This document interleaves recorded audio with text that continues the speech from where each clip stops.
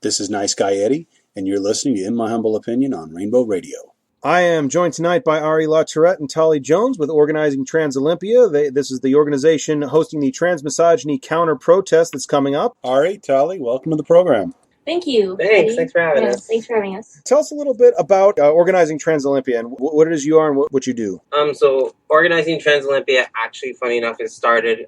We have a lot of LGBT resources here in Olympia, a lot of trans organizations in Olympia, and a lot of them don't really interdiscuss with one another or put their events together to where the community as a whole can access them or resource them in like one convenient area. Me and Ari came up with the idea of having a Facebook page where all these events come together. So we've made efforts to talk to several organizations, TAG, PFLAG, PFAC, the Gender Justice League, and several other organizations in terms of getting their information put in one convenient place for everybody to find.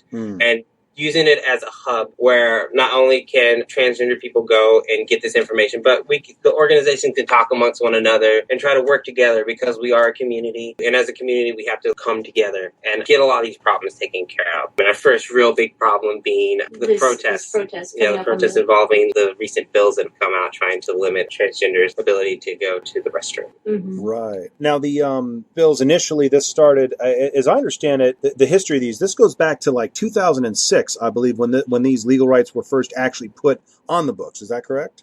Yeah, the bills have been around for about 10 years, which is why not the bills, but the rights for trans people. The rights for trans people, not only gender identity, but also sexual orientation as well. Yeah. Being covered in that and basically saying we can use the bathroom based on our gender identity, what you live day to day. Right. Which means you just didn't wake up and be like, oh, today I'm doing whatever. Right. Now, if you consistently live as that, you are protected to use the restroom as you see fit. Right. And now, whatever gender you identify with. And that's been going on for 10 plus years then. Yeah, for 10 years. Okay. Yeah. So the actual thing, it was the Anderson-Murray anti-discrimination law. Mm-hmm. It was back in 2006. And that protects people from discrimination based on sexual orientation and gender identity, gender expression in places of public accommodation, which includes any place that serves the public. So not only government buildings, but like restaurants that serve the public, hotels, public schools, etc. Also housing, renting, buying, selling of homes, employment, state, municipal, and private workplaces with 8 or more employees, the extension of credit, and in insurance transactions. So this was a very sweeping anti-discrimination bill. It covered everything, basically. Yeah. And it's been working, what we like to think, fine for the last 10 years, which is why a lot of us are confused why all of a sudden it is an issue. But Ari can get into exactly how a lot of this spiraled out of control and got to where we are now, where bills are being brought up. Now, there's going to be bound to be some people will say, cynically, but I think also with some legitimacy, hey, it's an election year. So we need to rile up the base. We need to get the rednecks excited about something, meaning if you're coming from that particular side of the aisle. And we know what side of the aisle that is, let's face it. Yeah. But it also helps that transgender people have now, especially last year. Last year we were really out there in the open for the general public to really see and kind of see some of our experiences and how we live, and that we are people, and that we are out there, and that we do exist. Right. And so I could see how it would be a thing that would be something that someone would want to put on the ballot to bring up, because it is a hot topic. But awareness doesn't automatically dispel ignorance, and it does not if anything, it can intensify the bigotry and the fear, because now instead of being an abstraction, oh, this is something real, oh my God, I only thought I hated something imaginary before. Now, and that's a real problem, is that visibility is necessary in order to make progress, but with that visibility, it actually increases the danger for a lot of people. Just last year, we had more than 20 trans people killed just in the United States. Yes. And almost all of them were trans women of color. Trans women of color. And that's who this bill goes through. That's who gets affected the most, is trans women of color, being that they experience the most violence and have been the ones that have been most assaulted and harassed in general, not only from the general public, but also from the LGBT community and their respective cultures. Right. So they are already in a bad space. This bill being passed will just increase that violence and what is already a very scary and staggering number. Absolutely. Well, and let's be fair to the opposition here for a second. I'm sure, Ari, sure you have these numbers handy. In the last 10 years, though, how many vicious assaults have cisgender women, those poor defenseless women, suffered at the hands of trans women in those bathrooms? I know that the opposition has a list of... I was assuming you were just going to say zero. They are saying are the same thing as trans people. No. And anywhere you're going to be able to find a few names or, oh, this guy wore a bra once in his life, therefore he's the same thing as a trans woman who lives her everyday and life. obviously not. Obviously not. You know, Well, there was also the one that I've been seeing lately. There was a case in Canada of somebody who was assaulted in a unisex bathroom. Well, that's not the same thing either. That's not what we're talking about. The real big thing is that trans people have been using the bathrooms openly. Yep. Or, just not openly, but using the bathrooms legally. Right, exactly. For over 10 years. Yep. And there have been no complaints of an increase of violence, no complaints of an increase of problems. Of course. Nothing of the matter. And that's what I was looking for right there. Yeah. That's true of Washington, and it's also true of all of the other states that have had these kinds of rules. 3 right now. Or it's 2. Well, 17 states have rules like this in place, and over 200 cities as well have explicit protections. So this isn't a big experiment, and this is the thing: is the opposition is trying to paint this as if this is something that just came out of the blue from some crazy liberal bastion, whether it be Olympia or Seattle or San Francisco or whatever. But no, this is widespread and with a very long track record. Yeah, so this is not a new issue. Of the state's individual legislation, federal law has been interpreted time and time again to protect the right of transgender people to be using public accommodations, including gender-segregated areas like restrooms and locker rooms and dressing rooms and women's shelters, crisis shelters of all kinds. That's in federal law. It's very well supported. And if we change Washington state law to revoke those protections, then that puts our state at odds with federal law and opens the door for all kinds of lawsuits. Right. Because it basically takes, from at least when I interpret, because we went to the first hearing today, and I learned a lot from it. It was upsetting, but I learned a lot. One thing that I learned that I hadn't even considered was that a lot of people aren't even blaming it as a liberal thing, that they're blaming the government.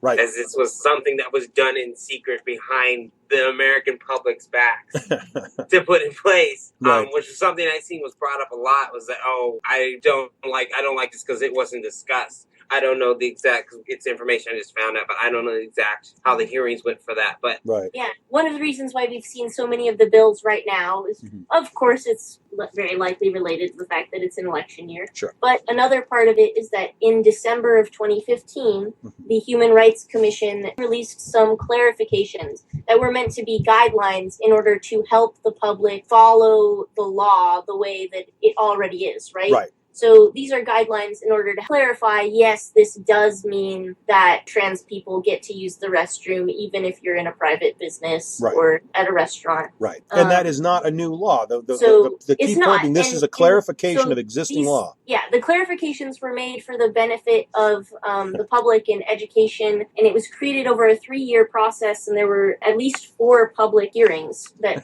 were open to the public and free for anybody to come in. Sounds like a secret conspiracy to me. Yeah.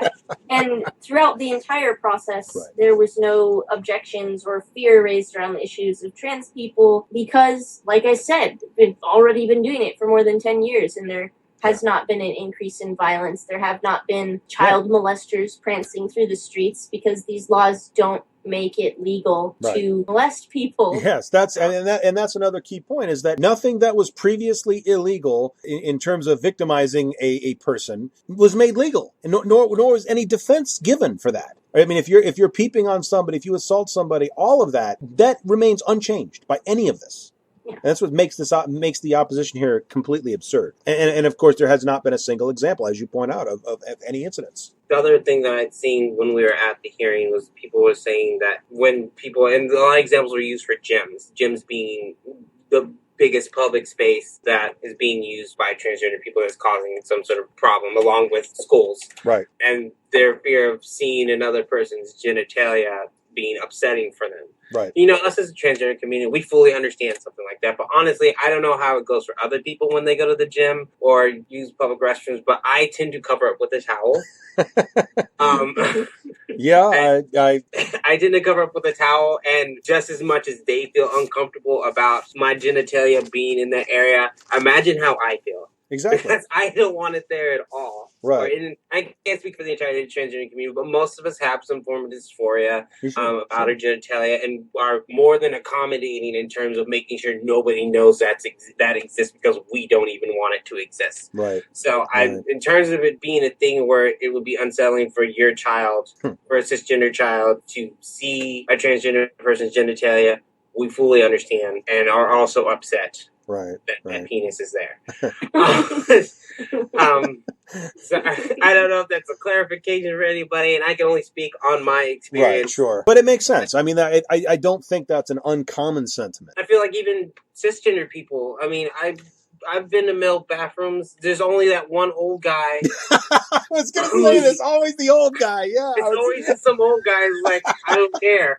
Yeah. What I'm doing. I mean, I've been in male and female restaurants. Right. I can tell you, on average, the amount of genitalia I see is usually just that one old person who's just like, I don't even care. Yeah, the one old dude, 90-year-old guy who's strutting around. Right. But other than him, again, I don't believe I'm going on a limb here to say, but if you're noticing other people's genitals in the bathroom or locker room, particularly in the public bathroom, you're the one who needs to be removed. You should not be looking around at other people's stuff. Come on. That's because most of us change in the stalls. I know when I go to the gym and I don't even take a shower there because it's a public space. I don't know where people's feet have been. I usually change in the stalls and go home and take care of my shower. And for those that do, I mean, usually everyone has this mutual agreement that, hey, I'm not going to look at you shower and you're not going to look at me shower. Right. Well, and there's, when you get back to the issue of safety too, there's this idea that you're not going to want to out yourself to every single person around you anyway, just from a personal safety standpoint. I would guess that's not everybody's preference. Yeah, that's not. I mean, just from a common sense standpoint, but that's not an aspect that they're talking about. And another thing to do with that is if somebody is going around peeping at other people and acting in a way that is suspicious and threatening, then it doesn't matter what their that's gender still an is, issue. Right? Exactly. That could be a cis woman or a trans woman or anybody. I mean, if I were going around opening up all the shower stalls, to be like, oh, we should look into this. There's somebody creeping on people. Right. I mean, if I'm walking around inappropriate behavior. Yeah. If I'm walking around the locker room at my gym, opening up everybody's shower stall, I'm going to get kicked out. Doesn't matter the fact that I have the right to be in the locker room. I don't have the right to be harassing everybody. Nobody's gaining that. And there's this misconception that this law suddenly makes it hate speech to make sure that the locker room is safe or make sure that somebody's being safe in the locker room. Yeah, but that's just simply not true. Yeah, but the regulations on what is or is not hate speech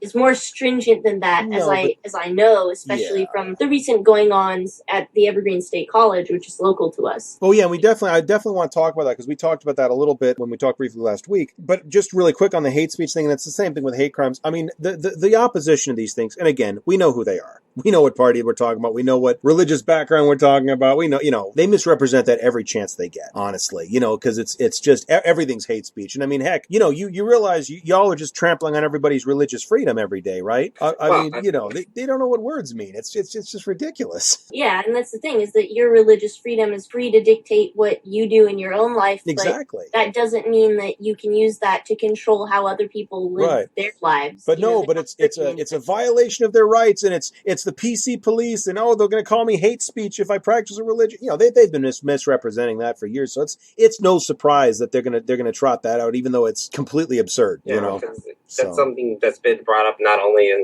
like the transgender community, but the LGBT community and people of color and people of different religions. So it's not something new, and the way it's getting treated, this is just old stuff being hashed out. Absolutely. And bringing out the usual suspects to basically make something null and void when I feel personally there's no leg to stand on in any of this.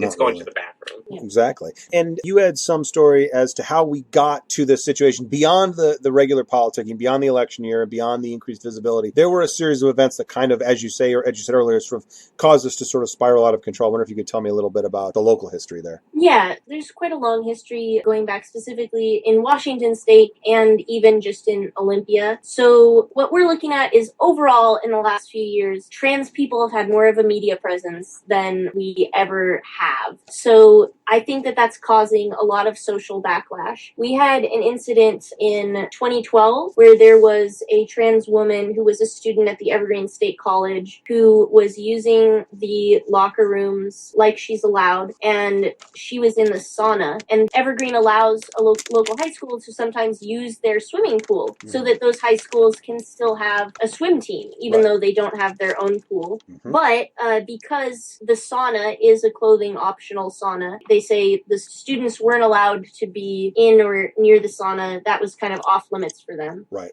And what happened is that one of these kids went through and then peeked in at the sauna window and saw a trans woman who was not clothed. Right. And then that child's mother filed a police report about it, and it turned into this thing. Right. The incident has since been resolved. Evergreen said, well, no, our trans students are allowed to use the locker rooms. This is something that is in accordance with the law. It's the right thing to do. And they did section off a separate area that's covered so that if anybody felt uncomfortable, they could have that. But Evergreen upheld the right of trans people because it's a right that everybody should have, is to be using the restroom and the locker rooms just like anybody else. So it wasn't like this scary incident. Of course, it got spun very many different ways. Absolutely. In everything that went down, lots of angry, hateful blogs. Unfortunately, the trans woman in question still has her face being plastered all over these conservative sites. It's quite terrible.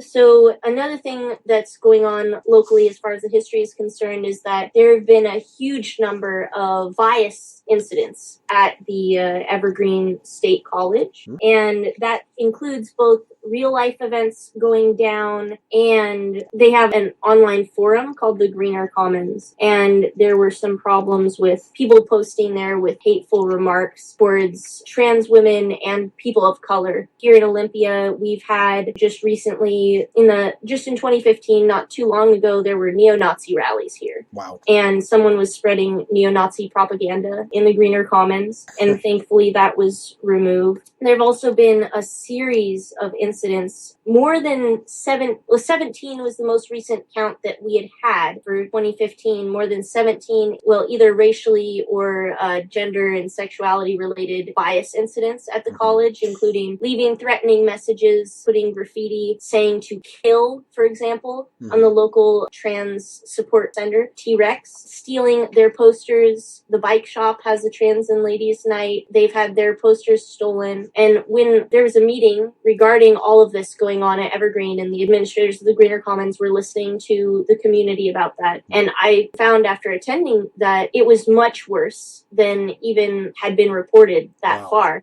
Those 17 incidents that we had recorded were just the tip of the iceberg. T-Rex and other queer groups on campus haven't been able to have any of their posters up for longer than a week without them getting taken down. Wow. They're spending more time making new posters than they are planning their events at this point.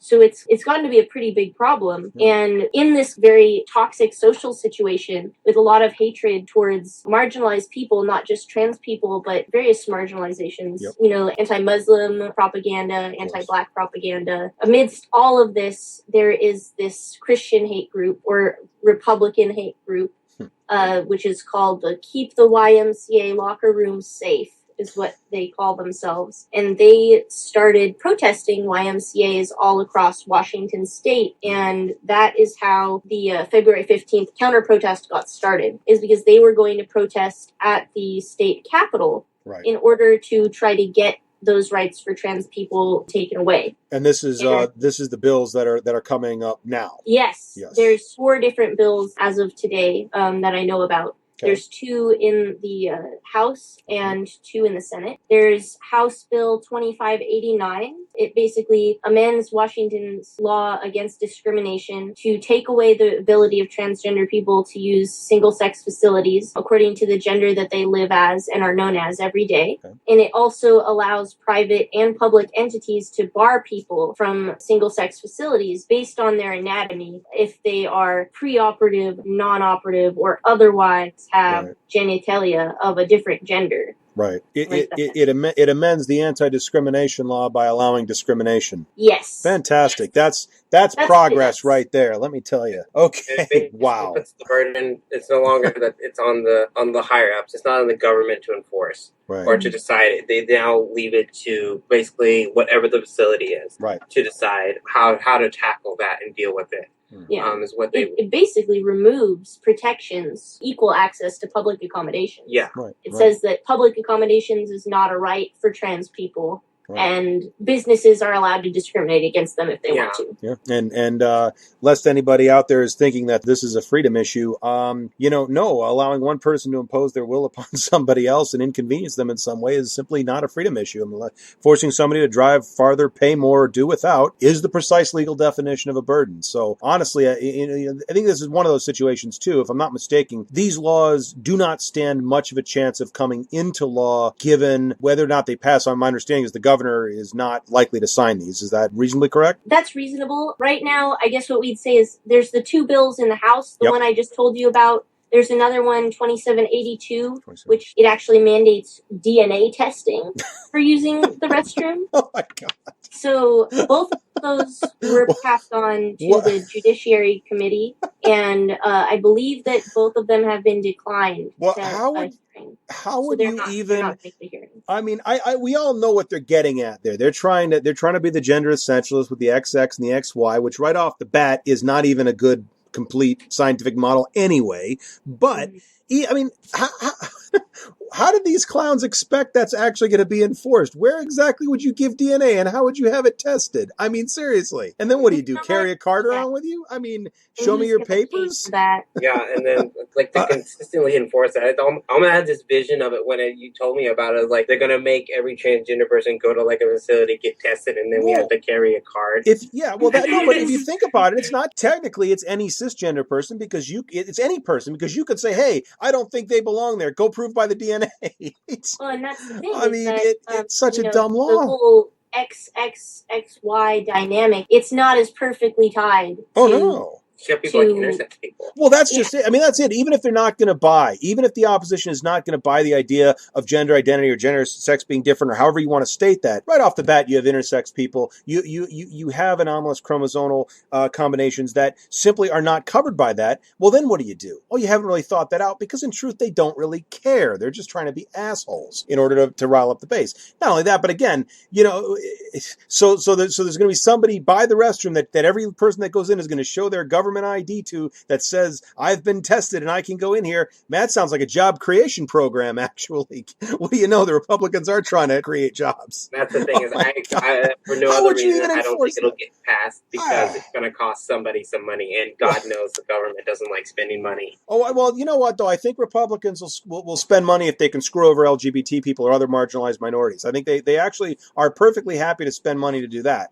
However, I think you're right, and I mean it's okay. So you've got those two. Now, what about the two Senate bills? Are these essentially equivalent bills, or are there some unique wrinkles to those? There are two Senate bills. Right. And the thing about the Senate bills is both of them have or are getting hearings. Mm-hmm. So Senate Bill 6443 was just heard today. I know that this is going to be shown on February 2nd, but we're recording on January 27th. Yep. So we just came back from that. Right. And it was heard today from the Department of Labor and Commerce. Okay. And so what this bill does is it's repealing the recent clarification provided by the Human Rights Commission. The clarification that they made this past December that they had been working on for a couple of years in an attempt to make sure that the law was more clear and that everybody knew what they needed to do to be with the law, to follow the law. And it's attempting to repeal that and also forbids the Washington State Human Rights Commission from making any more regulations about access to single-sex facilities.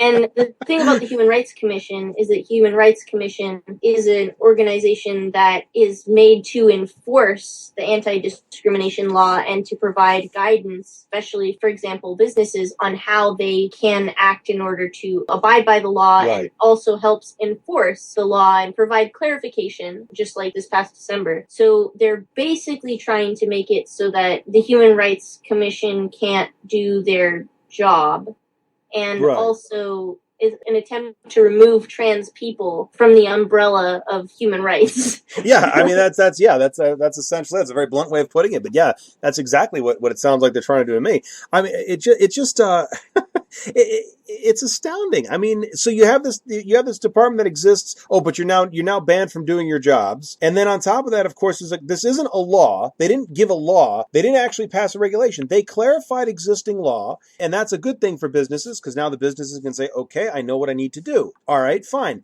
Under the new system, it sounds like actually there will be more lawsuits because businesses will all do it differently, and there is no clarification, which means it gets taken to the courts, and it becomes a matter for the courts to be decided essentially willy-nilly. Sometimes they'll win, sometimes they'll lose, but there'll be a whole lot more suing going on because everybody thinks they can do whatever they want, but you still can't because there's more laws than this. There's actually a history of, lawsuits have happened before. Right. And that is a part of federal law. It has consistently been interpreted to protect the rights of transgender people to use public accommodations, even in sex-segregated areas like restrooms and locker rooms and, shelters. Yep. So the end goal is that trans people should have these rights, and it should be clear to everyone. Everyone should know. And I think one of the big issues that is going on here is that everybody's getting upset about it now. Even though we've had those rights for 10 years and there haven't been, society hasn't collapsed. Well, no, according to the conservatives, the last 8 years have been an absolute apocalypse, and it's all Obama's fault. So we're outside of the bubble, so we have a different perspective. But you're right, society has not collapsed. Yeah.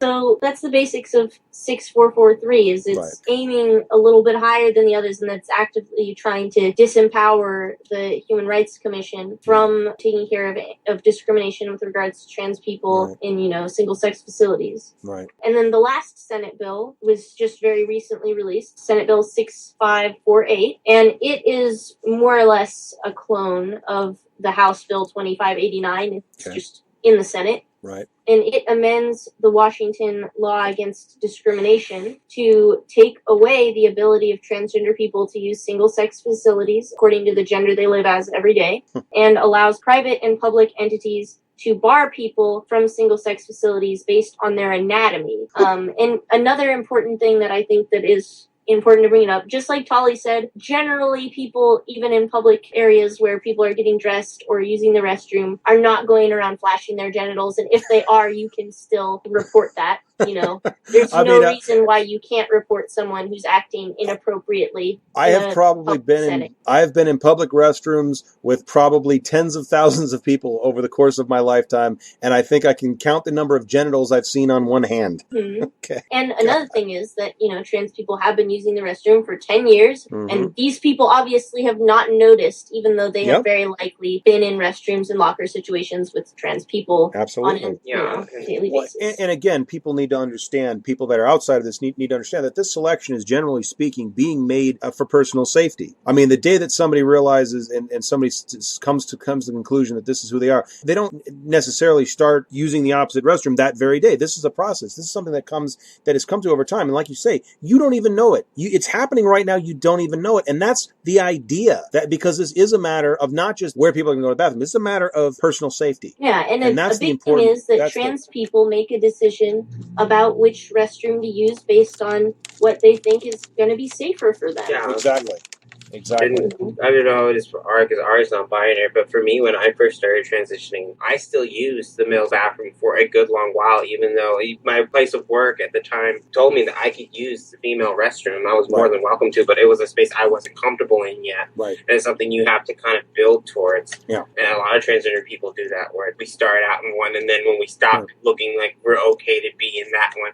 I think the moment I started growing breasts, it wasn't okay for me to continue going to the male bathroom, and then just started going to the female bathroom. And really, when it comes down, I mean, and you hate to, and I'm not suggesting that the ultimate deciding factor should be one's physical appearance, but this goes a long way because, of course, if you look like you belong in one or the other, you make a judgment based on your personal safety. I think I heard it described a long time ago. I'm not sure if it's still called that, but essentially the principle of least shock. That's awful. I mean, I don't know if that's still what somebody's going to call it in this day and age. This was years ago that I think I came across that term, but the idea here here is to not out oneself, not be unsafe, be calling attention to everything. That's kind of the opposite of what's trying to be accomplished here. And I think the issue is that you can still, like, you're not going to get arrested for asking somebody if they're supposed to be in the restroom. Right. But, like, if somebody is not hurting anybody and they're just using the restroom, there's no reason for them not to be able to just use the restroom. Yeah, you know? Exactly. I think the upsetting part for a lot of this is, at least from what I heard from the hearings, where a lot of transgender people are almost getting painted and lumped in with the same group as pedophiles and sex offenders and sex abusers, when we're a lot of times the hurting end of a lot of that. Right. Yeah. Well, and again, with victims, way more. Oh yeah. The numbers are staggering. Well, yeah, even if they're just going to take general violence within public restrooms or public facilities, trans people are much more likely to be the victims than the perpetrator. I mean, I'm not sure there's ever been a case of them being the perpetrator, first of all, but even beyond that, I mean, by the percentage, yeah, it's staggering. And I think if anybody really understood that and had any sense of human decency about them, this would be a non-issue. It's just upsetting because we are, at least in the public's eye, up until recently, a new thing. I mean, in history, there have been plenty of transgender people, but up until now, we've gotten a lot of media attention. Right. And right now is when the stereotype. I mean, there's already several stereotypes, but to continue being basically labeled like a pervert. Right. Well, and that was the same. And it's not, again, they're taking out the opposition, taking out the same tactics that they did in the gay marriage discussion and in all kinds of, in gay rights discussions as well for LGBT discrimination without even giving any thought to transgender. They use the same things. They want to trot out the idea that, pedophiles are all gay men and whatnot. And that was all, Yeah. Do you want a gay man teaching in a public classroom, all that kind of question, keep the implication being the same essentially. So this is an old tactic for them. But yeah, it is sadly still very effective in certain markets, in certain quarters. And that's fear mongering that's upsetting because it's already extremely hard to be a transgender person without the help of, because plenty of people will do violence against a transgender person, not even including their suspicions that they might be a pedophile or a sex abuser. Absolutely. Or any of those things. Just by being who you are is enough to incite some sort of violence. Maybe not always physical violence, but verbal abuse. Right. And physical violence is not, again, that is a very real threat. That's not an abstract or academic risk. That is a real threat. Yeah. And that's part of what, again, this goes back to to the way this is meant to work under the law, is that the person is using facilities in general that are going to be the safest for them because they're the ones that are at risk. They are the ones that are at risk. No one else is at risk here. And that's you cannot say that clearly enough because there's not a single example, despite 10 years and 200 cities and 17 states and all of this sample size that's being ignored because we want to fearmonger about things. Not we, they want to fearmonger about things. The general public. Yeah. Well, a portion of it. Yeah, absolutely. Absolutely. At the end of the day, we all just want to be treated like people. I think that's something that often gets overlooked, that we're looking for some sort of special treatment or that we want everyone to. We just want to be treated like everybody else. Right. And it's something that at least whenever I'm having to educate people is what I stress is like, when they ask, well, how do I talk to a transgender person? I say, well, how do you talk to your sister? How do you talk to your mom? How do you talk to your dad? Talk to them like that. You want to be treated like a human being? Yeah, like be treated like a human being. I know the concept is mind blowing. It's insane. That sounds like special treatment to me. And it's something that's like, I just wanted to be able to go pee where I would go pee. It's peeing. It's at max, depending if you ate Chipotle, a 5 to 10 minute experience that is rarely shared with anybody else. Well, ideally, it's an experience that is rarely shared with anybody else. And it blows my mind that so much is being made of it. And when we went to the hearing today, I think the gentleman who was running it said that the event, all those people been there, that was a lot in his 6 years of running. It was the most people he'd ever seen. Yeah, the most people he'd ever seen, which clearly it's a big deal. To a lot of people. And there was just as much people for the bill as there were people against the bill. Was it pretty close to 50-50 in terms of people who turned up then? It's hard to say. We got in, we were seated early because I'm in a wheelchair. Okay. And so they allowed us to go in early so that we could have a seat. The opposition was posting on their Facebook page about having a majority, but I don't think that that's actually... From my head scans of looking at it, because the way you could tell was that a lot of the people who were for the bill wore a pink ribbon or a pink scarf or something to that effect. Right. And a lot of people who were against the bill wore the various buttons that we had. Buttons, or they wore purple. Yeah. which was agreed upon to some degree. Because on the February 15th protest, they are going to be wearing red and blue to signify male bathrooms and female bathrums. And we decided, well, we just want to mix them together. We're just going to mix red and blue together and make it purple. There you go. And show that we're all just one person. Because I think a lot of people think that this is an issue of like one party against another. When it's not. It's one party trying to get rid of a party, another one being like, we just want to go to the bathroom like everybody else. Yeah. Well, and it does extend beyond that, because some of these bills, these bills open the door then to lifting other forms of discrimination. As you say, housing, and that this is if this were to pass, and that is a suspect claim to begin with, but if these were to pass, then that's a stepping stone to striking down other protections. So these kinds of battles are never over. This isn't where they would stop. They would not never be satisfied. More or less, what they're trying to do is to poke holes in the current anti-discrimination law, right, which is the basis for very critical civil rights protections for trans people. Right. And it'll make the law much more difficult to enforce and for everyday people to understand, and it opens the door to exceptions for discrimination. And discrimination is always wrong. Exactly. I don't understand why people have an issue with that. It's, I'm very much in the, bake the fucking cake camp, so to speak. Now, coming up on the, this is all essentially coming to a head on the 15th of February. Is that right? The 15th of February is, there's going to be a protest in front of the state capitol building on the north steps. Okay. So the hate group is going to be meeting there, and they're having a rally to keep locker rooms safe for women and children. Or, in other words, ban trans people. Yeah, they won't say that. Just they won't say that. Their language, I recall when we were at the hearing, somebody saying, we don't hate transgender people. But, like, at any time that sort of sentence is used, like, it's been used for most of my life. Anytime someone says, I'm not being racist, but it's the same sentiment, and it's just, for me, it's like they really want to separate that out there, yeah, right? Like we're not transphobic. Another big thing. We're not transphobic. We're not afraid of trans people, and they're like painting trans people as abusers, right? Because we've pointed out that these bills hurt us, right? So I think that the main thing is that these bills are harmful and antagonistic towards the trans community. There's no question. And that's something where they can say whatever they want about their intentions, right? But these bills will hurt people, and it will lead to trans people being killed. Yeah, and a lot of the language, there was one young lady, the younger high school girl, who had said, basically, and I'm summarizing, I'm not saying her exact words, but basically that that transgender people make up such a small percentage. Why should the rest of everyone else have to pay for it?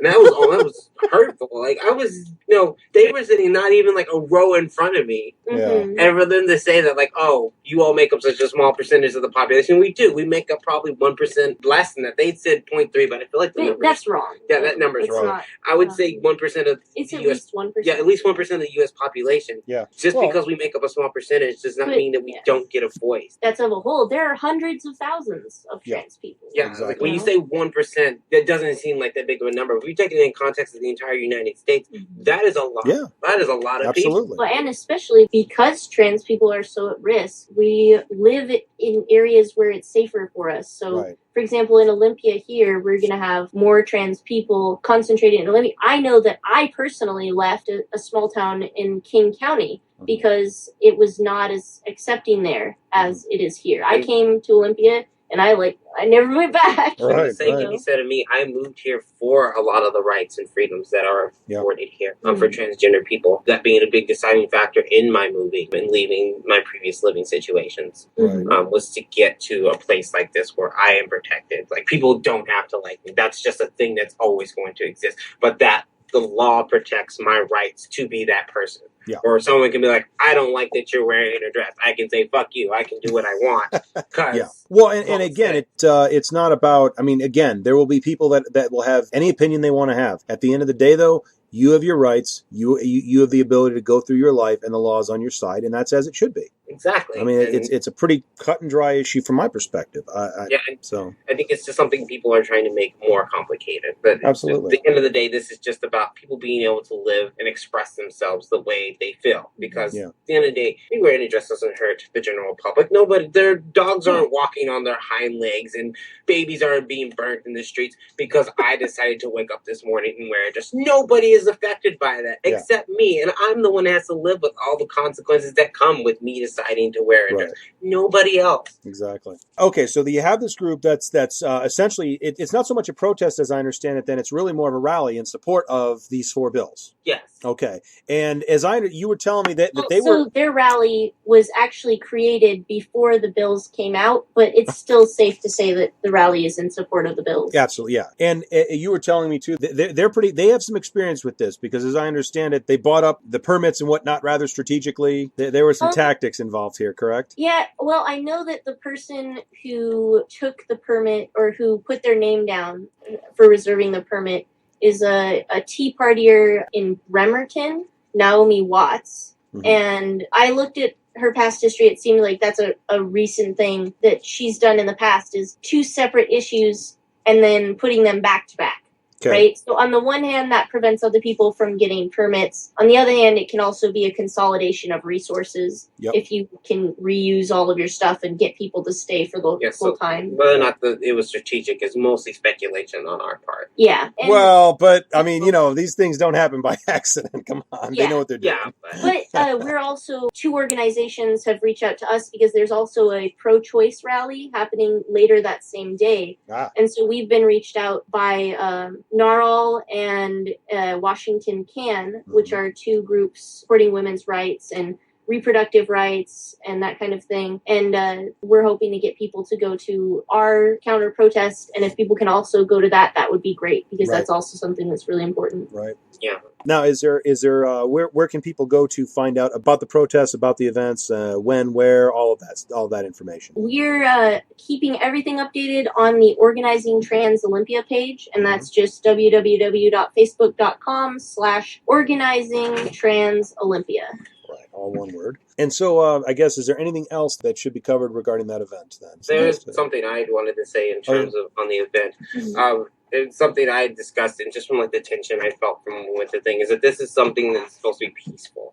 Right. We want, I don't know if I speak for Ari, but I want to stress, I want this counter protest to be a peaceful protest. Yeah. That we both are occupying a small space, and tensions will of course be running high, and people are free to say what they want to say, but let's be mindful and remember that we are in a space where we are trying to show people that we are people, and that we are trying to get across that we want these rights. Right. And us starting violence isn't going to do nothing. In fact, it's going to eliminate all this hard work that's been put in to try to be like, hey, this is the point we're trying to make, because the media will take it and be like, oh, all these transgender people got into these fights with, and that'll be the focus instead of what is really important. Yep. And one thing that I've heard from other local protesters is that they've seen this group of people organizing before, and they tend to be very.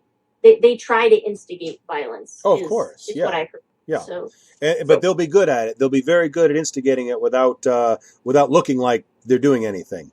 Yeah, and so that's just a thing I want to stress, is that for anyone who's listening that comes out, that, keep a level head. We're going out into this obviously hostile environment to try to make our voices heard. We want our voices and our opinions to be heard, not what will basically be violent actions if someone decides to take that route. Yep. So that's the only big thing I really wanted to stress. And also, of course, come out, and support, people being treated like people. Absolutely. Because at the end of the day, that's what we want, is just to be treated like people. And even if somebody can't make the protest on the 15th, there's a lot going on. Honestly, so much. I've been to more than 5 events just in the last week or 2. We have events going on. We had today the hearing for SB 6443, and then on Monday is the hearing for the other Senate bill. Now, unfortunately, that's Monday the 1st, correct?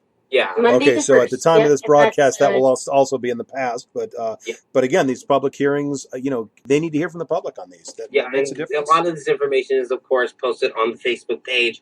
Ari is fantastic about keeping that up to date, making sure everybody knows everything that is happening in Olympia. There are very few things involving trans people that are not going to be posted on there, if that makes sense. Yep. And if you know anything that's not, just send us Let a us know. message and we'll post it. Absolutely. The amount of I don't even get notifications anymore for things on my Facebook. The amount of stuff we get, and there's a lot of stuff going on. Not only these super political things, but we also promote a lot of activities and things going on in the transgender community. Whether that's we have there's dances that happen all the time. There's safe swims that promote body positivity and being okay with your body. For transgender people, PFLAG is having a movie night. And PFLAG's having a movie night. No politics involved. Yeah, no don't talk politics. It's for fun. As much as we are about promoting all these political things, we are also promoting all these events that promote safe spaces and promote places where transgender people can feel safe and be able to just enjoy life. I mean, because that's what we all want to do at the end of the day, is just live our lives. Our living lives is going to movies, going to parties, going swimming, going out to eat with friends, all those things. And the Facebook page promotes a lot of that stuff, as well as stuff that's going on with local transgender people, whether that be local transgender artists, local transgender business people that have businesses, and various other things that are going on in the community in the surrounding Northwest area. Right. And that Facebook page, again, is facebook.com/organizingtransolympia, all one word. Yep, that's it. Now, a little bit earlier, just as we're coming to a close here, earlier you'd both mentioned that you essentially moved to Olympia from another place, largely because of the rights that are now being threatened. I wonder if you would share a little bit about your own personal histories in terms of what the prior environments were like, and how it is that you came to be where you are now. Yeah, I think that you'll probably have more to say, so I'll get what I have out of the way first. So I actually came from the Snoqualmie Valley. I grew up in North Bend. I went to school at Mount Si High School. I was a part of the GSA there. It's a very interesting place where there's an influx of some liberal people who moved there for the beautiful mountains and the trails, and then a lot of people that have been there for a very long time that often hold more conservative views. Right. So one thing is that when I was there, the GSA, the Gay Straight Alliance, was targeted by a Washington pastor, Ken Hutcherson, and a bunch of other people in the area. They made a parents' website in order, basically parents against the GSA, calling us a sex club and trying to get the school to cancel us and all sorts of nastiness. The year I left, several kids, a straight kid had his skull fractured protecting his gay friend in the locker room. Wow. And another recent statistic that came out, I don't know if you know about the Trans Lifeline. It's the first lifeline, a crisis line specifically for trans people. I think it operates in the US and Canada right now. And they just released numbers of how many calls that they're getting in various places all across the country. Yeah. And just in Washington State, King County had the highest rate of calls. There were 98 calls. And that's just in a year, I think. So that's just 98 suicide calls from trans youth. And that's only the people who've heard of the crisis line, I said, because it's brand new. The word is just barely getting out there. Right. And that was a huge amount of people, especially for the population of King County. Right. And just speaking as a trans person who is disabled and chronically ill, I've had discrimination in healthcare. Sure. I had one doctor not treat me after hearing I was trans and not refer me to specialists, and I later found out I had an infection that could have spread to my liver and killed me. Wow. So luckily I got that taken care of. But it's definitely a problem, and that's just what I've experienced having been a Washingtonian my whole life, where this is honestly an extremely friendly place for trans people, relatively speaking. And that's what's so. And I guess it's urban versus rural areas. There you have in Oregon, I imagine it's the same way. You have Portland, you have Seattle, you have Olympia, but you get out into the more rural areas, like you say, where there's larger bastions of people holding more conservative views. And yeah, it's just, when I think of Washington, I generally think of it as a more welcoming, more tolerant place compared to, say, I'll just throw out Texas or Alabama or Louisiana or whatever, and there's other states, not just name those three, but yeah, every state has those rural areas, has those areas outside of the bigger cities that's astounding. Wow. Yeah. Like I said, that's just in my lived experience also as a white trans person with much less violence. But even then, in high school, I had, kids just physically assault me in the hallway, or we've had people shoved into lockers or abused in other ways. I'm a survivor of sexual assault as well. But, that's just the tip of the iceberg. Because like I said, Tali came from Kentucky. Yes. And, Tell me a bit about that, Tali, because wow. My father is originally from Kentucky. My father is a military man. He served the American military for majority of his life. So we've traveled a bit, but Kentucky is for the most part where my father and a better part of my African American side of my family calls home. Mm-hmm. So that's where I have lived for a decent part of my adult life. I've definitely done some traveling. I went to school, San Diego State, but didn't come out as transgendered until 2014, October 2014. Okay. In my transition, initially, my family was very much against it. They still, for the most part, mostly the extended family, my immediate family has been a lot more okay with it recently, but my extended family, for the most part, wants no part of me. Wow. I am just a black sheep. I was already a black sheep before, now I'm not even in the family. I've basically been disowned for all intents and purposes. But my experience is a lot more violent than Ari's. When I first started transitioning, I gotten a letter and was told, "Hey, you're not crazy. You're not a pervert. You are what you think you are." And I was ecstatic. I was like, "Oh." Now you're talking about a letter from a doctor, essentially, medical. Yeah. Yeah, a letter from a doctor, one saying that, I was in fact transgender, which I knew, but there's something about getting the letter that it validates it for you. Yep, legitimizes it. Yep, absolutely. And it had also gotten approved to start my hormone replacement therapy. Mm-hmm. That right there from the beginning, I wore a dress to Thanksgiving dinner. Was my first means of coming in, because I was like, I'm going to do this like a Band-Aid. I'm just going to do it real fast. And basically, I came out on Facebook. I told, "Hey, everybody, I know you have known me as a black man, but I'm not. I am, in fact, a woman, and I will now be taking the steps to be okay with that." And the reception was not as great as I had hoped. Mm-hmm. I had went to Thanksgiving dinner, and a lot of people in my family I basically was told that I ruined Thanksgiving dinner. All intents and purposes. I went in a really ugly dress. At the time, I didn't think it was ugly, but I'm older and wiser now. I don't think it was. I don't think it was the style of the dress. They were more upset about me wearing a hideous dress at Thanksgiving dinner than me being trans. But that's just me lying to I hate to tell you, I don't think the quality of the dress was necessarily a function, or the reaction was a function of the quality. Let me lie to myself. Eddie. I will let you do. I will not. I will let you do that.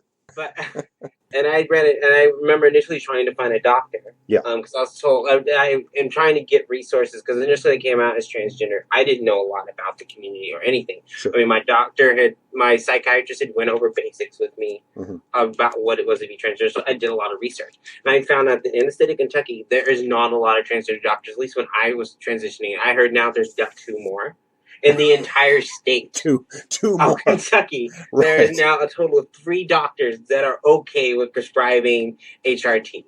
Wow. But initially when I came out, there was only one. The distance to that doctor was probably about 8 hours away. Right. And again, Kentucky is a narrow state, but it's a very long state. So if you're on the opposite side of the state, that's a prohibitively long drive. Yeah, and to give some reference, it's the equivalent of driving to get to the doctor. It'd be the equivalent of driving from LA to San Francisco. Yeah, and it was definitely a drive to get to where I needed to go. Right. And it was something at the time I just could not afford. Sure. 1, because my healthcare would not cover it. 2, at the time, there was that whole thing where there was a bill trying to be passed where the representative for Kentucky was trying to get it where it was a $2,500 finder's fee if you caught a transgender person in the bathroom. Yes. Well, only if you were traumatized, as I recall, by the It may be experience. the case, but I remember when I was reading that when I was first started transitioning, it was particularly scary, and just the area in general was scary, and it was wrought with a lot of physical violence Yes. Yes. from Of course. members of my own community, and it decided this is not a good space. Well, I'm not when going you to deal say with your own community, you're not talking about the transgender community. You're talking about the town that you lived in. well, African American community to be more Ah. precise, and which Okay. was really shocking for me. Being transgendered and I've spent a lot of my time. I've always been black, and I've spent a lot of time doing a lot of black activism, and have worked with the NCAAP and Right. various other organizations to further a lot of the things in the African American community, and had been really deep rooted in the community. Yeah. And the moment I decided to come out as transgender, it was almost immediately ostracized. Yeah. And was treated a certain way, and to the point where people felt strongly enough about it. Because Ari knows me, I'm not quiet, and Right. I'm not quiet, and I don't put up with a lot of stuff. And I was not going to let people talk bad about me Sure. behind my back or to my face. And people felt really strongly about it enough to commit violence. And the fact that nobody would stand up or say anything for me, I was like, well, you know what? Our time here is done. We're going to try to find a better space. Yeah. And and to be clear, you had been physically assaulted pretty I had severely. been physically assaulted. Yeah. There was an incident, and it's always in a Walmart. There's an incident that I can recall very vividly. I was in the parking lot of a Walmart. Back then, I wasn't comfortable buying clothes at that point. So what I would do is I would go to Walmart at 3 o'clock in the morning when my paycheck would go in Thursday morning, and I would go and do all my shopping because I still hadn't figured out what size I was. All this stuff that most transgender people are trying to figure out in the beginning, and I didn't have a support system to be like, oh, I can go out with this cisgender person and they can help me along. So a lot of this was touch and go, me trying to figure out, me wasting a lot of money on things that I didn't need or could not fit. Right. And I had bought several dresses, some bras and panties, etc., so on, and was walking back to my car and was presenting female. I was wearing a skirt and really bad makeup. And two gentlemen approached me about basically having a good time. And I'm not going to say I politely refused, but I basically told them to go fuck themselves. I wasn't going to perform anything. They felt very strongly about it, were very upset and attacked. Called me a faggot, excuse the language, called me a tranny. It used several of the derogatory terms toward me while beating me up. I managed to get into my car. I managed to get home and get into a safe space. And just from that moment, I just decided that, and voiced it to my family. And the funny part is that in the past, had I gotten into a fight with anybody, my family would have been like, oh, that's not okay, and then jumped in and done something about it. Right. I'm not promoting violence, but my family is fairly violent. Somebody put their hands on somebody. Protect its own, of course. Yeah. And the strange part for me was I did that and basically was told it was my fault. Right. And any other time in my life, that sentence would have never even been a thing, and had immediately determined that my family's just sort of done with it. So I moved. I had a college friend that lived in, at the time it was Fort Collins, but they moved to Wyoming between the time we agreed that I was going to go live out there and the time I actually left, because I had to save up money and sell everything I had and do all that. So I packed up everything that I could fit in 2 suitcases and basically just left one day and went to Cheyenne, Wyoming, where my experience was a little better, mostly because nobody knew my dead name. Most people were like, okay, you're a female, I'll buy that.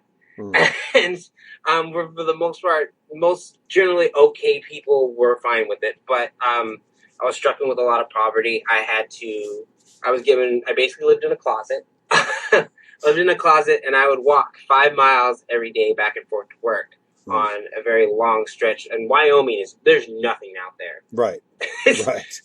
There's not hills, there's nothing. It's just flat land, cold and windy. And several times walking down the street, dressed, the way that I want to dress or dressed for work, I would be assaulted with people throwing coffee cups at me, people calling me a faggot, people calling me a tranny, people calling me the N-word, because of course, let's not forget that I'm also black. Well, they're not going to let you forget, so yeah. Yeah, in case I forgot, Oh my God. But I went through all that and was getting to the point where I was starting to pass. And it had several incidents where a couple coworkers who were really instrumental in me being the person I am today, they made me okay with all the things that are me, had invited me to go out dancing to a club. I have never been one to go to clubs just because I never had a reason to. Mm-hmm. But I was like, I bought this unnecessary dress. I need to put it to work. Okay. And went to go dancing. And in my several instances of going dancing and starting to pass, it ran across where gentlemen were wanting to take me home or would sexually assault me. And I can recall one specific incident where I went out with several friends. Mm-hmm. And there was a gentleman who came up to me. He told me I was beautiful. I was like, cool. I like compliments. You're on the right track. Right. And then midway through the conversation, he asked, are you a boy or are you a girl? And of course I answered, well, I'm a girl. Right. And he was like, oh, good, because if you were one of those trannies, I was going to have to beat your ass. And I was like, oh, okay. Wow. That's cool. I'm going to get out of here now. It was nice meeting you. But then he found out that I was trans via my friend saying something. They were drunk, and it's not completely their fault. They had accidentally outed me. Right. And You're very forgiving, by the way, given the circumstances. But yeah. We'll let that pass for now. Okay. There were other problems going on at that moment where the last thing I was worried about, I'm going to yell about this later. Yeah, we'll deal with this later. Why this isn't okay what you just did. Right. But he found out and then was like, oh, since you're transgender, that means obviously that you like to have sex. Why don't you come out with me to the parking lot and suck my dick in the parking lot? So he's a romantic, in other words. Yeah, he's a romantic, and he showed me his knife and was trying to be persuasive about me going out to this parking lot with him. Luckily, my friend Tex was nice enough to resolve the situation for me, and I have pretty much not been out to a club since. Yeah, wow. Oh my God. And just that amount of violence. And then, Ari, who we met through doing online volunteer work together through an organization that used to be known as Trans Youth Channel, but now is known as Rescue Net. Mm-hmm. We met through that and had formed a really good friendship and a lot of bonding because we both were really active in terms of activism. Right. And we're both very much go-getters and enjoyed each other's company. Had offered me a space out here to get away from it because I was living off of $7 a day eat because I was paying rent. Also because I had moved from state to state after I got switched to Obamacare. And by the process of them trying to process my paperwork, it took so long that they were like, oh, well, because it took so long, you can't qualify to get medical insurance. Oh, jeez. So I was paying for my HRT out of pocket, which was costing me about $300 a month. And then I was paying for rent, and that was another $400 a month. And for a closet. Yeah, and I work in the culinary industry and was probably averaging about 25 hours a week at about $10 an hour. Right. So making just a little over $1,000 a month. And most of my paycheck was going towards trying to just have a place to live because I'd moved out of living in that closet and moved into a decent, safer space. Right. And then trying to pay for my meds because it was super important for me to pay for my meds. Absolutely. And was living off of nothing. Like, was eating once every 2 or 3 days. Yeah, well, that's what worried me. Is I'd be talking with you, and be like, I'm so hungry. I'm like, oh, what's going on? I just am stretching these last $10. I've got $10 to make it until my next paycheck, so I'm eating every other day. Oh. And I was just like, no, don't starve yourself. It's going to be okay, Tali. But through efforts of Tali and several other people in the transgender community, they started a GoFundMe. They got money to help raise for me to be able to move and to pay for my meds for that month, and then got me to this space where I am now, which is a lot better. Mm-hmm. And I'm in a lot better place in terms of safety. Right. And so that's pretty much in my life up to this point. A lot of violence, but I have not let it stop me. I've turned a lot of that anger and tried to put it towards positive things like trying to help out the community and making sure these sort of things don't happen to other people.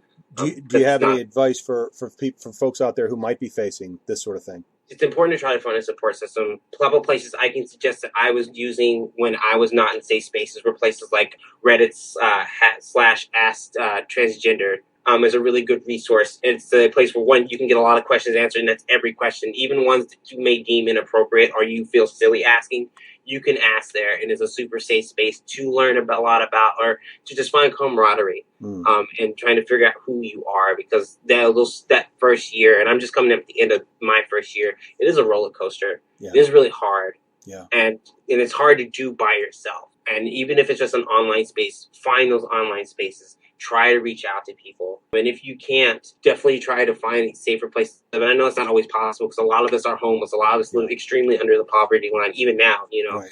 Even though I'm in a better space, I still barely make enough to sustain myself. If I wasn't living with Ari, I would not be able to successfully do on my own.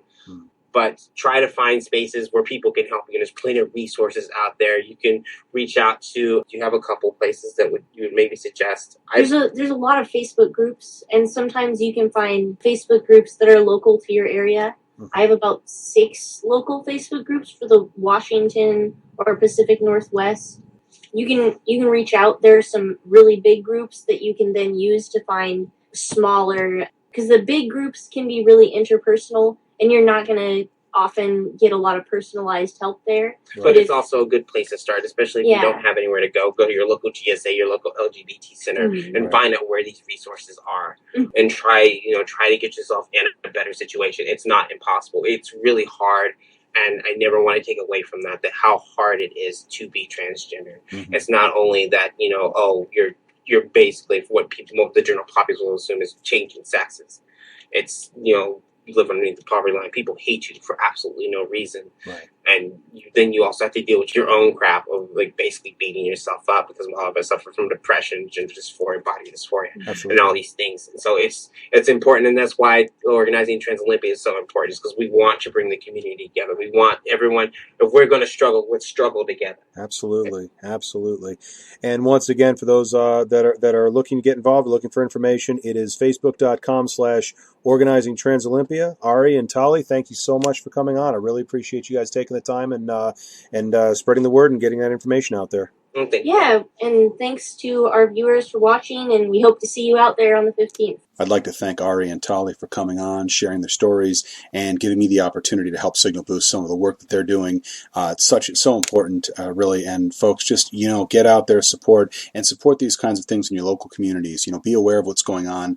Go to these public hearings. Let your voice be heard. And for God's sakes, make sure you vote, because it really does matter. It's so important. Anyway, I really, really do appreciate them coming on and sharing some of their time with me. If you have any questions or comments about anything you've heard here tonight, please feel free to email me at niceguy9418@usa.com. You can friend me on Facebook at Eddie Cabot. I have a like page, Niceguy Eddie. You can follow me on Twitter, Niceguy Eddie Cab, Tumblr, Niceguy Eddie Cabot. Leave a comment on my blog at eddiecabot.blogspot.com. And if you'd like to support IMHO, Rainbow Radio, and the content creators that we host, you can visit my Patreon at Niceguy Eddie. Hope you enjoy the rest of your evening. Thanks for listening, and keep it tuned to Rainbow Radio.